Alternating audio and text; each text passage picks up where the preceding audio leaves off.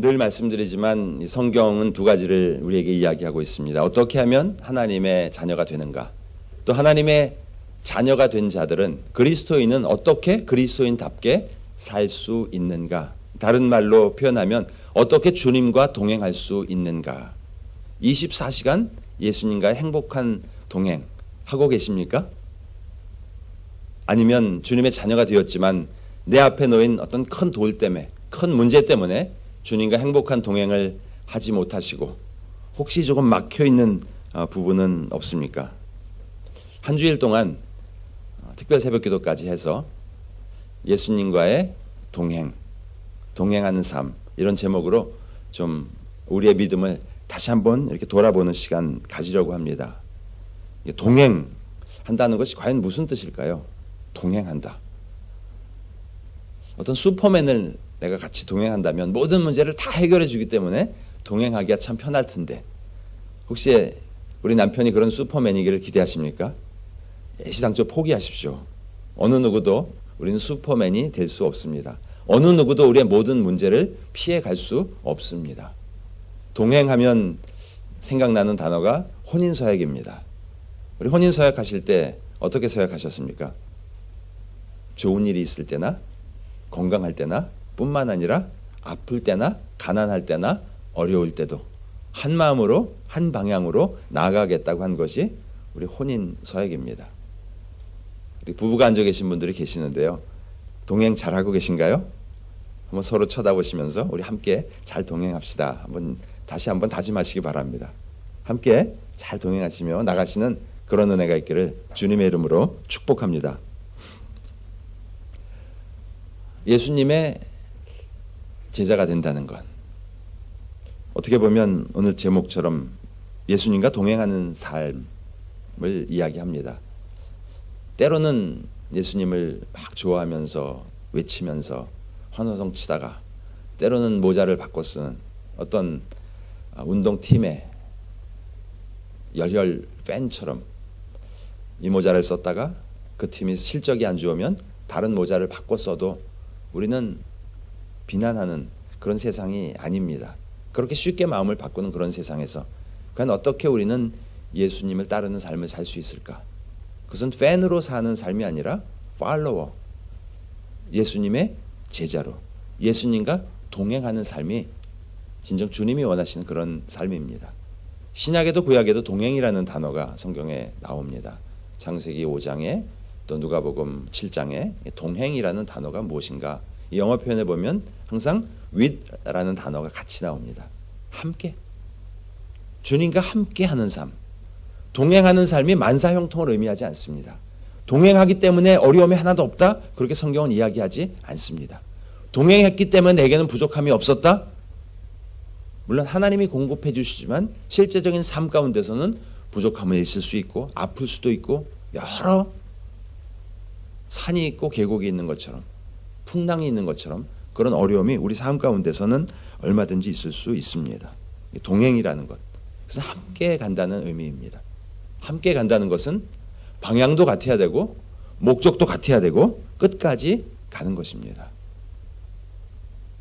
부부가 혼인서약을 했다고 한 집에 산다고 다 동행하는가 보면 그렇지 않은 집도 가끔 신방을 가서 이야기를 들어보면 가끔 볼 수 있습니다. 분명히 한 집에 살고 법적으로는 부부인데 부부가 다른 생각하고 계시고 다른 방향으로 저러다 언제 어떻게 깨질지 모르겠다 하는 그런 가정을 볼 때 참 마음이 아픕니다.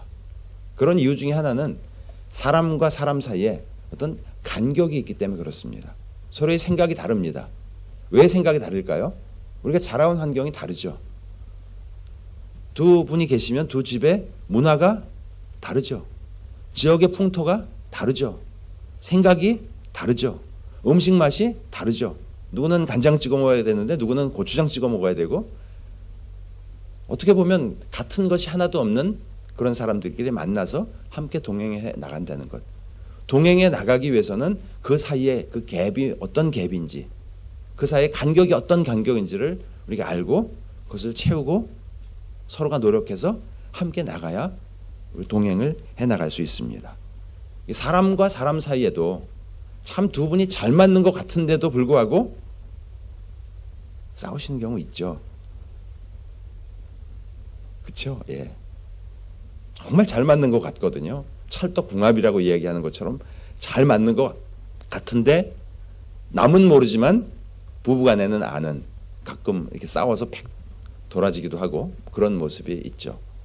사람과 사람 사이에도 그런데 하나님과 우리 사이에는 어떨까요? 하나님이 아담과 하와를 처음에 만드셨을 때는, 죄 없는 그 모습일 때는 하나님이 직접 대화를 하셨습니다. 이 창세기 2장 6절에 보면 이 파란색으로 되어 있는 글씨는 코테이션 안에 들어있고 유라는 단어를 통해서 하나님이 직접 아담에게 말씀하시는, 이렇게 친밀한 그런 관계였습니다. 그러나 죄로 인하여 이 친밀한 관계가 이제 더 이상 유지되지 않고 간격이 생기게 되었습니다. 죄로 인한 이 간격을 성경은 죄라고 이야기합니다. 죄 없으신 하나님께서 죄인인 우리와 함께 하실 수 없기 때문에 생긴 그 간격. 그래서 하나님께서는 후에 아브라함을 부르시고 모세를 부르시고 하나님의 사람을 부르셔서 하나님의 말씀을 전하도록 그렇게 하셨습니다. 오늘 히브리서 1장 1절과 2절이 그 말씀입니다. 옛적에 구약 성경에서는 선지자들을 통하여 through the prophets 그들을 부르셔서 그들에게 하나님의 말씀을 주시고 그들로 하여금 전하게 하시는 그 하나님. 그런데 사람들은 그 선지자의 말을 하나님의 말씀으로 듣지 않고 때로는 선지자를 쫓아내고 선지자를 때리고 심지어 죽이기까지 하는 그런 일이 생겼습니다. 그래서 마지막 날에 하나님께서는 이제 최후 통첩으로 독생자 예수 그리스도를, 아들을 마지막 선지자로 보내셔서 우리에게 말씀을 주셨습니다.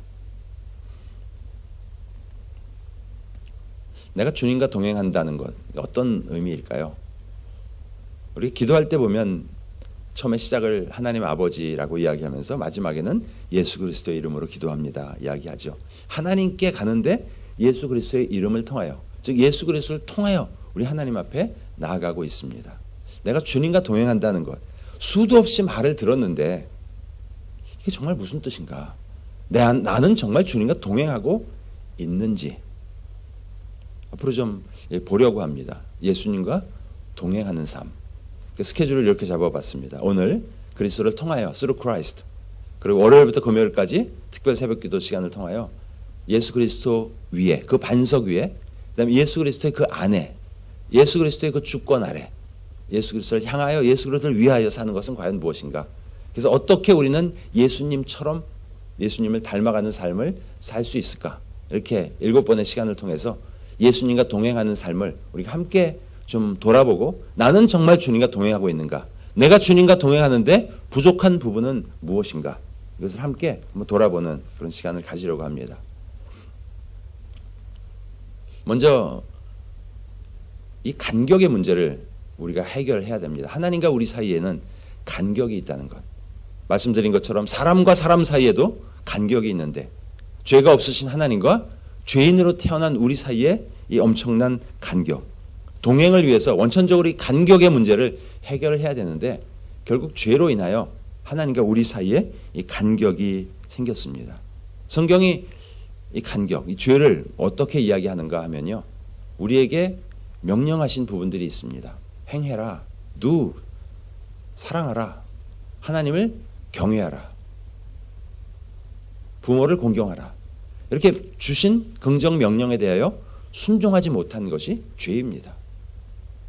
또 때로는 하지 말라고 하신 것, 훔치지 마라, 간음하지 마라, 하지 말라고 하신 것에 대해서 행하는 것이 죄입니다. 또 하나님을 알지 못하는 것, 또 하나님을 알아가는 것에 게으른 것, 또 구체적으로 예수 그리스도를 믿지 않는 것이 죄다라고 성경은 이렇게 이야기하고 있습니다. 모든 사람이 죄인으로 태어납니다. 시편 51편 5절에 보면 이 시편을 쓴 사람의 신분은 왕입니다. 다윗 왕이 왕의 신분인 사람이 이렇게 이야기합니다. 내가 죄악 중에서 출생하였으며, 가끔 이분은 아주 집안이 좋은 집 자녀입니다라는 이야기를 이렇게 하기도 하죠. 출신이 좋다고. 출신이 좋다는 게 뭔지는 모르겠는데 심지어 저 유명했던 저 왕도 자기 자신에 대하여 이야기하면서 I was born as a sinner. 나는 죄인으로 태어났다고. 태어난 그 신분 자체가 하나님과의 큰 간격이 있음을 그는 고백하고 있습니다. 죄로 인해서 생긴 이 간격입니다. 또 성경에 보면 동방의 의인이라고 불렸던 사람 있죠. 혹시 누군지 아시나요? 욥. 네. 욥이 이렇게 고백합니다. 내가 어찌하면 하나님을 발견하고 그의 처소에 나아가랴. 하나님과 나 사이에 그 갭이 이렇게 크구나 하는 것을 그는 발견하고 이렇게 고백하고 있습니다. 내가 어떻게 하면 하나님을 발견하고 그에게 나아갈 수 있을까? 성경은 우리에게 분명히 이야기하죠. 의인 없다. 하나도 없다. 모든 사람이 죄를 범하였음에 하나님의 영광에 이르지 못하더니. 저나 여러분이나 우리의 신분과 관계없이 우리 모두는 죄인으로 태어났다는 것. 하나님 앞에 죄인으로 태어난 것. 그런데 죄인으로 태어나서 거기서 그냥 끝나는 것이 아니라 그 뒤에 심판이 있음을 우리에게 분명하게 말씀하고 있습니다. 저 그림으로 보면요. 이렇게 간격이 벌어져 있는데 그냥 그렇게 살다가 끝나는 것이 아니라 여기에는 영원한 사망, 영원히 하나님과 함께할 수 없는, 영원히 구별되는 지옥으로 가게 되는 그런 저주, 그런 심판이 있다는 것을 분명하게 말씀하고 계십니다. 자, 그렇다면 우리에게 필요한 것은 이쪽에서 저쪽으로 갈 수 있는 다리가 있으면 좋겠죠. 긴 다리. 우리에게 필요한 것은 다리가 필요합니다. 우리에게는. 근데 요즘 보니까 정말 긴 다리들이 많아요. 미국에서 가장 긴 다리가 37km였는데 정말 가봤는데 버지니아 이 남쪽에 있는데요. 정말 긴 다리입니다. 이 홍콩에서 마카오까지 가는 다리가 바다 위로 가는 최장 다리라고 55km라고 얼마 전에 개통이 됐죠. 근데 중국에 이 바다와 땅 육지를 다 포함을 해서 165km짜리 다리가 있습니다. 참 인간의 능력이 어디까지 갈 수 있을까? 이 100km가 아니라 곧 1000km까지 다리도 만들 수 있겠다 싶습니다. 그런데 과연 이 1000km짜리, 100km짜리, 200km짜리 다리를 가지고 하나님과 죄인인 우리 사이의 그 간격, 그 갭, 그것을 메꿀 수 있는가? 우리의 노력으로, 우리의 행위로 그 갭을 메꿀 수 있는가? 많은 사람들이 그렇게 하려고 노력을 합니다.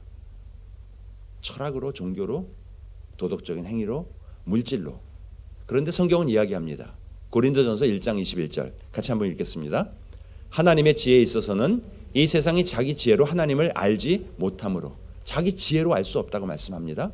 갈라디아서 2장 16절 사람이 의롭게 되는 것은 율법의 행위로 말미암음이 아니요 우리가 행위로 구원받을 수 없다고.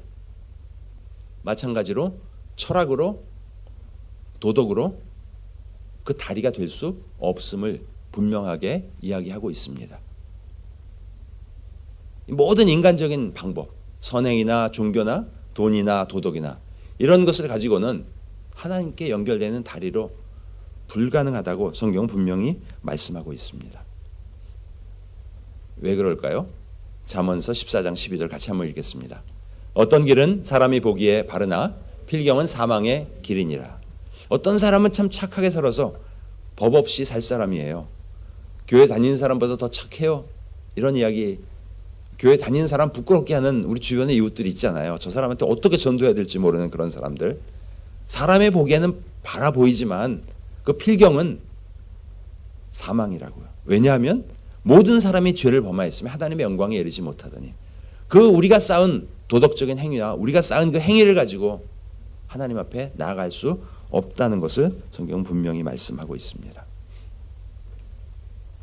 그래서 유일한 다리, 인간적인 방법은 없고 그 유일한 다리는 오직 예수 그리스도밖에 없다고 성경은 분명히 말씀합니다. 요한복음 14장 6절에 I am the way. 영어 공부할 때 배우셨죠? A way와 the way가 다르다는 것. A way는 여기도 길이 있고 여기도 길이 있고 여기도 길이 있는데 그중에 내가 아무거나 택하면 되지만 더 외에는 뭐죠? 그거 하나밖에 없는 유일한, 여러분에게 있는 지금 배우자는 더 배우자잖아요. 하나밖에 없는 유일한. 그게 어로 바뀌면 큰일 나는 거죠. 예수님께서 말씀하십니다. 내가 곧 길이다. 하나님께 갈 수 있는 길은, 다른 길은 없다라고 분명하게 말씀하고 계십니다. 유일한 다리. 죄 없으신 하나님과 죄인인 인간 사이의 그 간격을 메꿀 수 있는 그 다리는 오직 예수 그리스도밖에 없다. 또 사도행전 4장 12절 같이 한번 읽겠습니다. 다른 이로서는 구원을 받을 수 없나니 천하 사람 중에 구원을 받을 만한 다른 이름을 우리에게 주신 일이 없음이라. 오직 예수 밖에는 구원이 없음을 우리에게 분명하게 말씀하고 계십니다. 유일한 다리가 오직 예수 그리스도이십니다. 그런데 그 예수 그리스도를 통해서 하나님은 우리에게 하나님을 계시하셨습니다. 계시란 알려주시는 것입니다. 이 부부간에도 사실 싸워서 한 일주일 얘기 안 하면 서로의 상황을 잘 모르시잖아요. 출장을 한 2주, 3주 다녀오시고 나서 보면 그 사이에 무슨 일이 있었는지 업데이트 안 해주시면 잘 모르시잖아요. 우리도 마찬가지로 하나님께서 하나님을 알려주시지 아니하시면 우리는 하나님을 알 수 있는 방법이 없습니다. 죄인인 인간이 죄 없으신 하나님을 알 수 있는 방법이 전혀 없습니다. 그래서 하나님을 알려주시는데 그것을 좀 어려운 단어로 계시, revelation이라고 이야기합니다. 히브리서 1장 1절에 옛적의 선지자들을 통하여 말씀해 주셨습니다. At many times, 여러 시대에 걸쳐서 in various ways, 때로는 꿈으로, 때로는 어떤 특별한 자연현상으로, 또 때로는 말씀으로 이렇게 자신에 대해서 알려주셨습니다. 선지자들을 통하여. 그런데 그렇게 받은 그 말씀에 대해 사람들의 반응은 어땠습니까? 예레미야 선지자에게 보니까 여호와의 말씀이 내게 임하니라. 하나님의 말씀이 선지자에게 임하면 선지자는 그 말씀을 하나님의 말씀입니다라고 선포합니다. 이것이 하나님을 계시하시는 방법이었는데 예레미야서 25장 3절에 보니까 23년 동안 여호와의 말씀이 내게 임하기로 내가 너희에게 꾸준히 일렀으나, 꾸준히 하나님의 말씀을 일렀지만 너희가 순종하지 아니하였느니라. 이것이 죄인인 인간의 모습이었습니다. 말씀을 선포했지만 말씀을 듣지 않는 그런 모습. 그래서 이제 마지막 방법으로 아들을 통하여 하나님을 계시하시고 하나님의 계획을 알리시고 아들을 통하여 일하시는 하나님에 대해서 오늘 히브리서 본문은 이렇게 말씀하고 있습니다.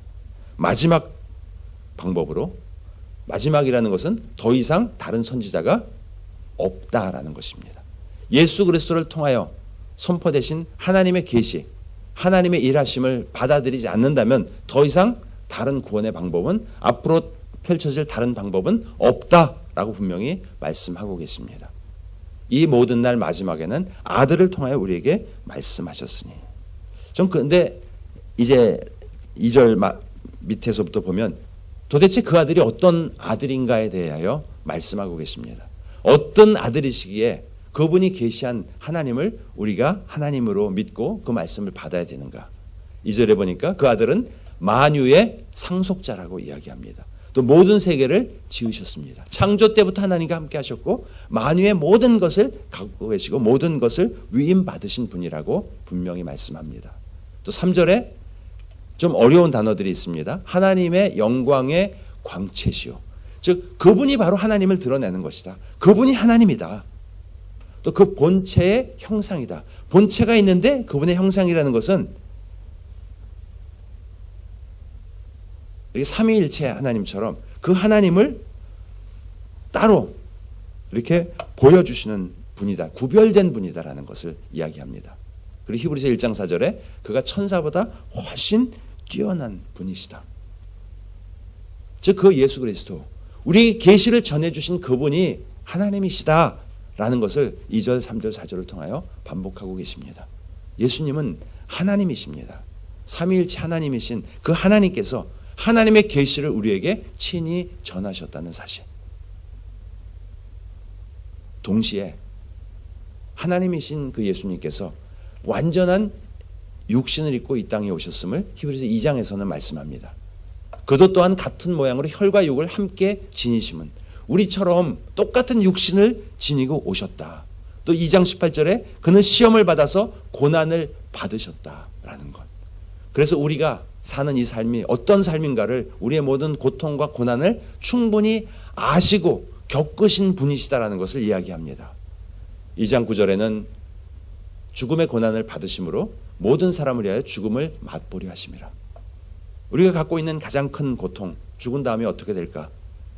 그 고통까지도 다 겪으신 그분이 하나님의 말씀을 계시하셨다는 사실을, 친히 하나님이신 분이 우리에게 하나님을 알려주시기 위하여 이 땅에 육신을 입고 오신 그분. 그래서 요한일서 5장 2절에 하나님의 아들이 이르러 우리에게 지각을 주사 우리로 참된 자를 알게 하신 것, 하나님을 알게 하신 것, 그의 아들 예수 그리스도 안에 있는 것, 그는 참 하나님이시오 영생이시라 이야기합니다. 그래서 제자들이 아버지를 보여달라고 이야기했을 때 주님은 말씀하시죠. 나를 본 자는 아버지를 보았거늘. 예수 그리스도를 통하여 하나님을 계시하십니다. 예수 그리스도의 말씀을 통하여 계시하십니다. 우리가 똑같은 육신을 입고 오셨기 때문에 예수 그리스도의 삶을 통하여 하나님을 계시하십니다. 그리고 그 계시하신 그 일을 친히 육신으로 이루셨습니다. 그리스도를 통해서 계시하신 구속, 리뎀션, 우리의 죄의 문제 해결을 친히 이루셨습니다. 1장 3절 같이 한번 읽겠습니다. 이는 하나님의 영광의 광채시요 그 본체의 형상이시라. 그의 능력의 말씀으로 만물을 붙드시며 죄를 정결하게 하는 일을 하시고 높은 곳에 계신 지극히 크신 이의 우편에 앉으셨느니라. 죄를 정결하게 하는 일, 우리의 죄의 문제, 하나님과 우리 사이에 있는 그 간격의 문제, 그 문제를 친히 십자가에서 해결하셨습니다. 죄 없으신 그분이 우리의 죄를 대신 짊어지시고 십자가에서 해결하셨습니다. 히브리서 9장과 10장에 반복해서 이야기합니다. 자기의 피로 영원한 속죄를 이루셨다. 많은 사람의 죄를 담당하시려고 단번에 드리신 바 되었다. Once for all 이라고 이야기하죠. 한 번의 제사로 영원히 온전하게 하셨느니라. 예수 그리스도를 통하여 하신 일이 바로 이것입니다. 예수님과 동행하는 삶, 겉으로 보기에 예수님과 동행하는 삶처럼 보이지만 오늘 나온 이 첫 번째 예수 그리스도를 통하여, 예수 그리스도를 통하지 않고는 우리는 예수님과 동행하는 삶을 살 수 없습니다. 예수 그리스도를 통하지 않았다면 겉으로 보이는 선한 모습, 주님 닮은 모습은 아마 거짓된 모습입니다. 왜냐하면 I am the way, 내가 곧 길이라고 주님은 말씀하셨습니다. 그 예수 그리스도를 통하지 않는다면 그분이 누구이신가라는 계시를 통하지 않고는, 또 그분이 하신 일이 무엇인가 그것을 통하지 않고는 우리 하나님의 자녀의 신분으로 설 수 없기 때문에 하나님과 동행하는 삶을 살 수 없음을. 그렇다면 나는 예수 그리스도를 통과했는가? 십자가의 보혈을 나는 통과했는가? 나를 한번 돌아볼 수 있어야겠습니다. 로마서 5장 보면 이 통하여, through라는 단어가 굉장히 반복해서 나옵니다. 예수 그리스도로 말미암아, 그로 말미암아. 또 10절, 11절에 보면 그로 말미암아 화목해 되었고, 즉 하나님과의 그 간격이 해결되었고 구원을 받을 것이고 하나님과 동행하는 즐거움을 누릴 수 있다라고 반복해서 말씀하고 계십니다. 일부에 나오신 분들은 훈련도 많이 받으시고 신앙생활도 오랫동안 해오셨는데 여러분의 삶에 예수 그리스도를 through 통하셨습니까? 통과하셨습니까? 예수 그리스도를 나의 구주와 주님으로 영접하셨습니까? 계시록 3장 20절에 말씀합니다. 주님은 우리의 문 밖에서 두드리고 계십니다. 내 음성을 듣고 문을 열면 들어오시겠다고 말씀합니다. 그것을 요한복음 1장 12절의 단어를 표현하면 영접이라는 단어입니다. 우리가 어떻게 예수 그리스도를 영접하는가? 우리의 문 밖에서 두드리시는 그 주님, 그 주님을 향하여 내가 그분을 구주와 주님으로 고백했을 때 우리가 그것이 예수 그리스도를 영접하는 것입니다. 영접했을 때 우리를 하나님의 자녀 삼아 주십니다. 예수님과의 동행이 바로 이 영접서부터 시작되는 것입니다. 혹시 대부분이 영접을 하셨겠지만 같이 한번 우리 기도하는 마음으로 읽도록 하겠습니다. 저는 제가 제 인생의 주인인 줄 알고 살았습니다. 하나님, 저는 죄인이었습니다. 이제 이 다리를 통과합니다. 예수 그리스도를 나의 구주와 주님으로 영접합니다. 하나님의 자녀되게 하신 것을 감사드립니다. 예수님의 이름으로 기도합니다. 아멘. 로마서 10장 9절 10절에서 말씀합니다. 우리가 우리 입으로 예수를 주로 My Lord 시인하면, 그리고 하나님께서 그를 죽은 자 가운데서 살리신 것을, 예수 그리스도를 통한 구속, 예수 그리스도를 통한 계시, 그것을 내 마음에 믿으면 구원을 받으리라 말씀하고 있습니다. 예수 그리스도를 영접할 때 우리에게는 새로운 신앙생활이 시작됩니다. 고린도후서 5장 17절에 우리를 바라보시면서 이제는 새로운 피조물이다. New creature. 우리는 새로운 피조물이 되었습니다.